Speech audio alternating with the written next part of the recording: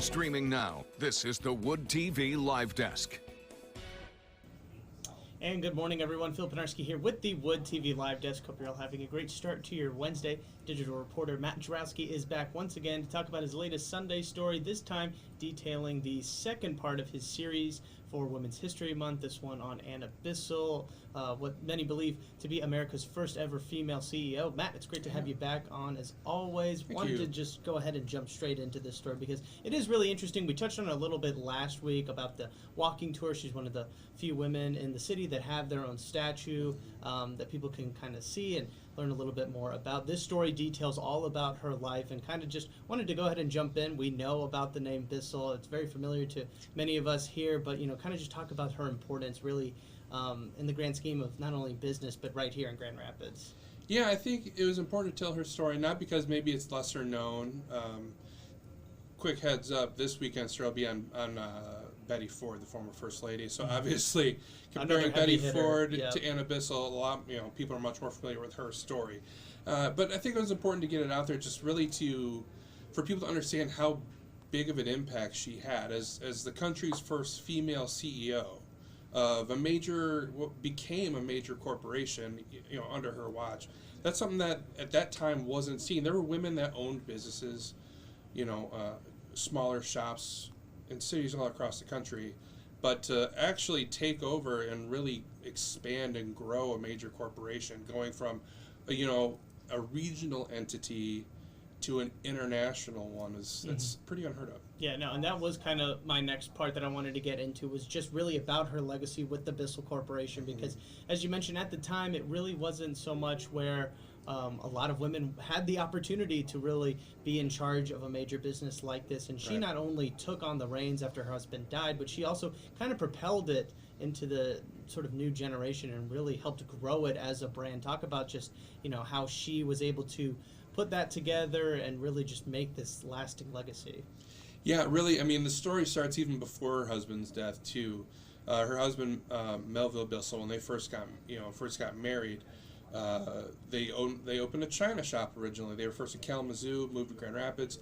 That while they were running that shop is when the two of them really worked together to invent the carpet sweeper. Melville did the nuts and bolts, but it was really first of all, it's Anna's idea of, we need to come up with a better way to clean the shop. There's sawdust everywhere and I'm sick of sweeping it. But also helped him, fine tune his inventions and then come up with ways to make it better and modernize it. So move forward. At that point, when they first patent the Bissell carpet sweeper, the company grows and it's a pretty big player here in Grand Rapids and in the Midwest. Melville died fairly early on, 1889. The company was about 13 years old at that point. And really, if she wanted to, Anna could have stepped aside. She could have sold her stake in the company, and she could have lived off of that. But she really doubled down. She insisted that she wanted to stay involved in the business, took over as CEO, and really brought a lot of unique innovations to that industry. She's kind of credited with changing the way that businesses would market themselves. Kind of at that time, department stores dictated what they wanted to buy and sell in their stores, and she was the one who really kind of went on the offensive and went to department stores and says, hey, you should be selling this. And that was kind of really considered one of her big steps towards getting the product out there. They went from a regional company to an international one. Even Queen Victoria was known as being adamant that her palace was Bisselled every week. So we know that the product had wide reach.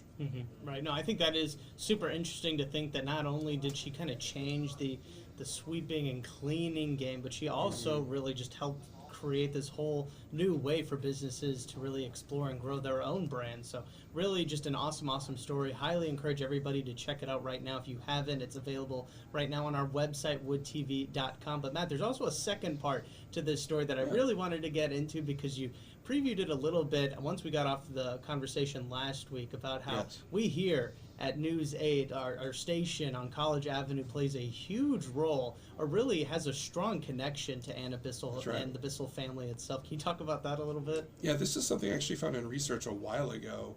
The Anna Bissell's house is one of the few in the Heritage Hill area that wasn't saved. It was demoed before the Heritage Hill movement really started. But Anna Bissell was our neighbor here at News 8 for a time, or I should say her home was. Her property is now basically part of our News 8 parking lot, and there's an apartment structure now next door. But there's really cool photos. Actually set it up in the story so you can kind of drag and compare the two photos of showing where her house stood and what the property looks like now. And even in a photo from the 1950s, you can still see like a sliver of the WOOD TV building standing next to her older giant home. So it's a cool little piece of local history. You can read that online as well, and kind of you learn more about the Heritage Hill movement and why the historic homes down here were saved. There's a lot of cool stuff in there. Absolutely, yeah. No, it was definitely really interesting to be able to kind of compare the two photos because, you know, I come in here every single day and I'm like, that's just another normal parking lot, not really knowing the history behind it. Kind of makes you think about some of the other parking lots across Grand Rapids. Absolutely. Yeah. All right, Matt. Well, again, really appreciate you stopping by one last time. Want to remind everybody that both of those stories regarding Anna Bissell can be found right now over on our website, woodtv.com. We've marked it up over on our homepage for easy access for everybody, and you can also, if you're watching us on Facebook, find them in the description box or the comments section. Matt, one last time, thank you so much for stopping by. We'll see you next week. Absolutely. Talk to you later. And I want to thank everybody else for tuning into this latest edition of the WOOD TV Live Desk. I'm Phil Pinarski, and we hope you have a great rest of your day.